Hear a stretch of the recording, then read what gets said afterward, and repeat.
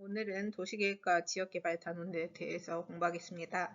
이 단원 같은 경우는 선생님이 선택과 집중이라고 해서 나갈 부분은 나가고 안 나갈 부분은 안 나가려 합니다. 그래서 X 쳐져 있는 부분은 시험 공부를 안 해도 된다라고 이해를 하면 되겠습니다. 수업 중에 프린트 나갈 때 시험 범위에 포함되지 않는 부분은 나가지 않는다고 이해하면 되겠습니다.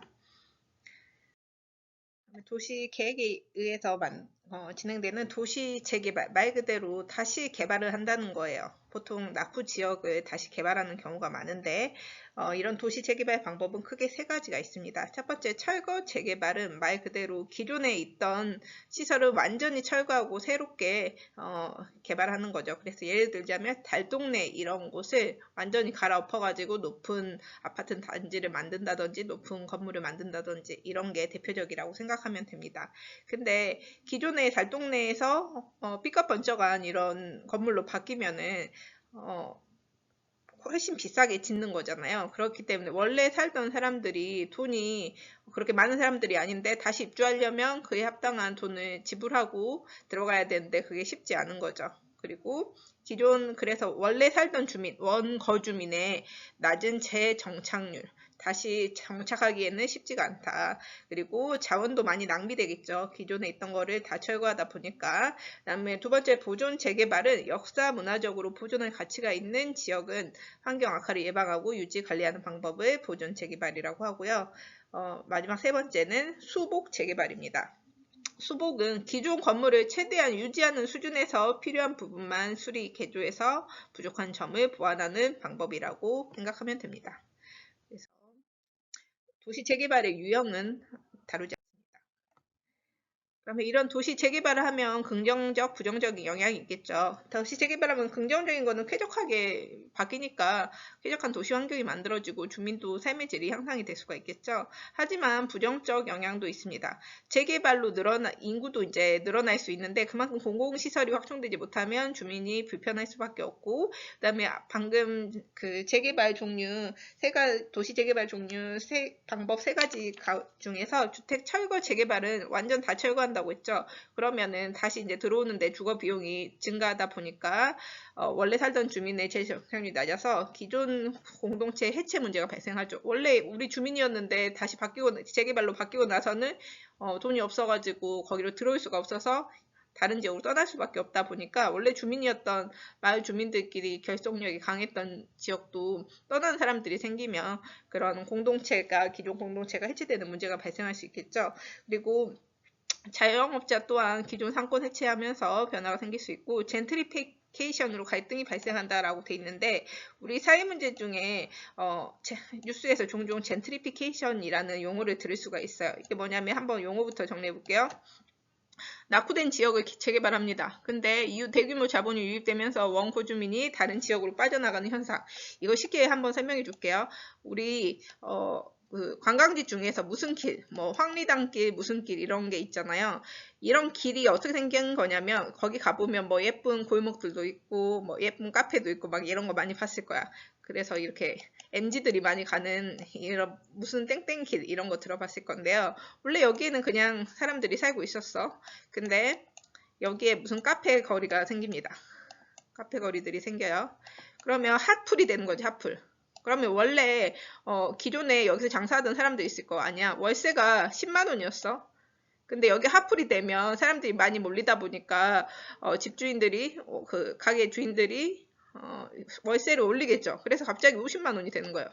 50만 원씩 줘. 이렇게 되는 거죠. 그러면 기존에 여기 카페들이 들어오기 전에 있었던 지역 주민들은 10만 원이면 살 수 있었는데 갑자기 여기가 상권이 같이 이렇게 부흥하게 되면서 월세가 같이 올라 버리는 거 50만 원. 그러면 월세를 50만 원을 지불할 능력이 없던 원래 살던 10만 원을 내던 그 월세를 내던 사람들 원래 살던 거주민들은 여기에서 더 이상 살지 못하고 떠날 수밖에 없게 되는 거예요. 그래서 이렇게 원거주민이 다른 지역으로 빠져나간 현상. 이런 거를 젠트리피케이션이라고 해요. 그래서 이런 문제들이 생깁니다. 그러니까 뭐 이렇게 민주적 절차를 거치고 각종 노력을 해야 된다 뭐 이런 내용이 나옵니다. 도시 재개발 사례는 거의 한지에서 필수적으로 뭐 거의 매해마다 나오거나 2년에 한 번꼴로는 나오는 문제예요. 근데 그렇게 어려운 문제는 아니에요. 2점짜리로 보통 나옵니다. 보통 이렇게 간 알을 주고 각각의 재개발 방식이 무엇이냐 묻는 스타일이 많습니다. 여기 보니까 간은 기존의 달동네 전면 철거 답 나왔지? 이게 바로 철거 재개발. 그리고 나서 뭐 새로운 아파트 단지를 건설했대요. 철거 재개발이고 나의 부산 광역시 사고 있는 땡땡마을은 달동네였대요. 근데 뭐 달동네라고 무조건 철거 이건 아니야. 내용은 쭉 봐야 돼요. 똑같은 달동네인데 어떻게 여기는 재개발을 했냐. 마을미술 프로젝트 사업 대상지로 선정되어서 마을 담벼락과 건물에게 그림을 그려 넣고 조형물을 설치했대요. 그래서 관광객들이 즐겨 찾는 곳으로 변화했다. 그냥 담벼락이 있으면 거기다 그림만 그리고 뭐 조형물 설치했는데 그러니까 기존에 있던 거를 추가로 기존 마을의 모습을 간직한 채 이런 거 벽 하나 조형물 등 환경 개선했을 뿐이지. 그래서 얘를 수복 재개발이라고 합니다. 최대한 기존 것을 유지시키려고 했던 거죠. 지역 개발은 말 그대로 한번 읽어보면 지역 개발하려는 거고요. 지역 개발의 방법은 크게 두 가지가 있습니다. 성장 거점 개발과 균형 개발이에요. 성장 거점은 다른 말로 불균형 개발이라고 하는데요. 성장 거점은 쉽게 말하면 거점을 하나 만든다. 메인이 되는 지역을 먼저 만들고 이 지역이 잘 되면 그 효과가 주변으로 파급되게. 이게 바로 성장 거점의 대표적인 이 그림으로 이해를 할 수 있을 것 같아요. 예를 들자면 이런 건 어떤 걸 생각하면 되냐. 우리나라에서 우리나라가 좀 개발을 하고 싶은데 어떻게 조금 효율적으로 개발을 할까. 성장이 거점이 되는 서울부터 개발을 제대로 해보자 해가지고 서울부터 이렇게 개발을 하는 거죠. 그러면 서울이 잘 되면 주변도 일자리도 많아지고 하니까 뭐 더 좋아지겠지. 주변도 이런 파급 효과를 발휘해가지고 그 주변도 계속 발전할 거야. 이게 바로 성장 거점 개발입니다. 이거는 국가에서 먼저 국가 주도로 이루어지거든요. 그래서 국가에서 이런 아래 지역들에 이렇게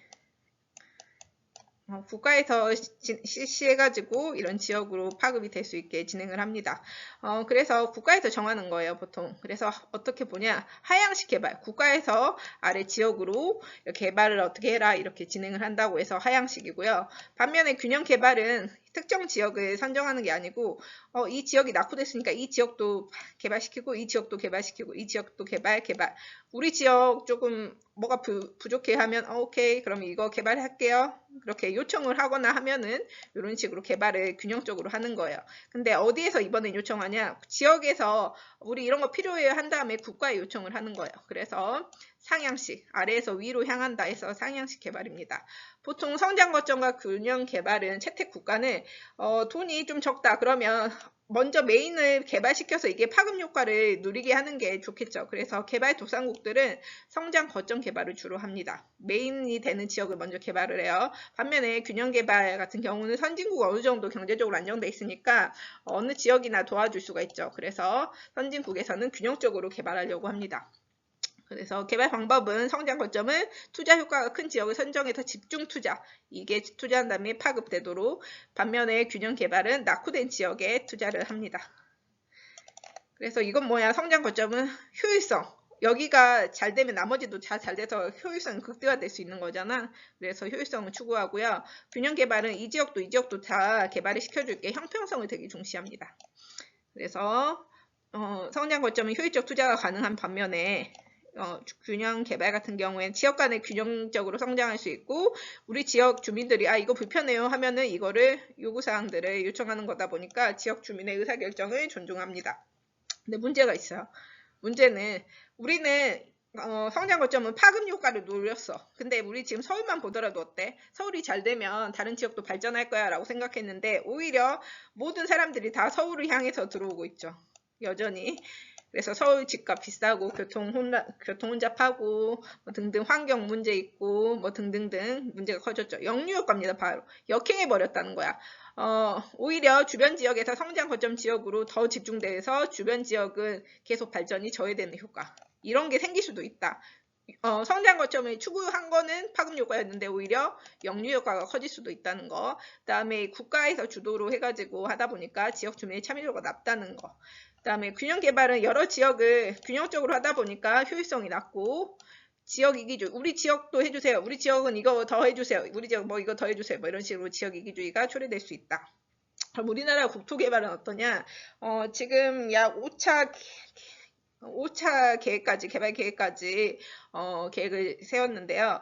먼저 1차, 우리가 처음 이제 개발을 할 때는 당연히 우리가 돈이 많은 것도 아니고 하다 보니까 우리가 메인이 되는 지역을 집중 투자하자 이렇게 됐겠죠. 그래서 성장 거점 개발을 1차 때는 하게 됩니다. 이게 시기적으로는 70년대예요. 70년대 여기 보이죠? 70년대에 성장 거점 개발을 추구했다. 그러다 보니까 뭐 이때는 서울 쪽을 많이 개발할 수밖에 없겠죠. 그 다음에 2차 1982년, 1991년 이제 서울, 부산 이렇게 광역으로 개발을 하다가 3차 때 비로소 균형적으로 개발을 하게 됩니다. 그래서 보면 그 과정에서 잠시만요.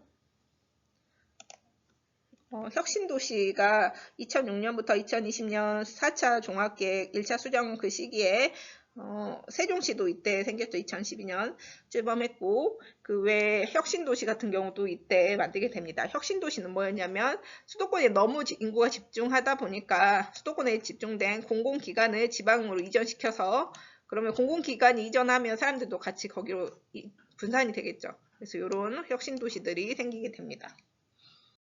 이런 국토개발 과정을 보면 1차부터 5차까지 이렇게 쭉 있는데 이 표를 외울 필요는 없어요. 선생님이 수업 중에 문제를 줄 건데 그 문제에 나오는 정도만 알면 되지 이거를 다 할 필요는 없다. 그래서 X 쳐놓겠습니다. 이런 식으로 주면 문제 풀어보고 이거는 이번 6월 모의고사 문제인데 풀어보라고 하는 문제들이 있으면 수업 중에 그 문제 수준 정도만 알고 있으면 됩니다.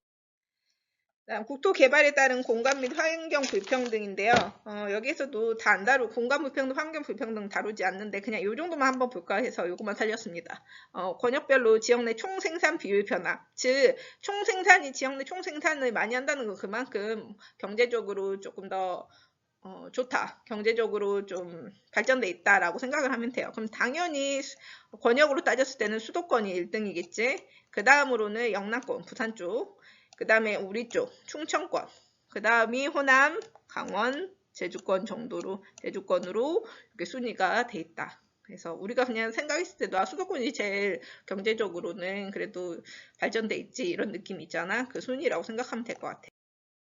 그리고 시도별 전력 생산량 판명 비율과 대기오염 물질 배출량이 있는데 이거는 뭐 작년 수능에도 비슷한 문제가 나오긴 했는데 뭐 다음 시간에 뭐 전력 쪽 할 때도 이런 내용이 나오기도 해서 굳이 이번에는 다루지 않으려고 합니다. 그래서 이 부분은 X로 다루지 않겠습니다. 여기까지 할게요.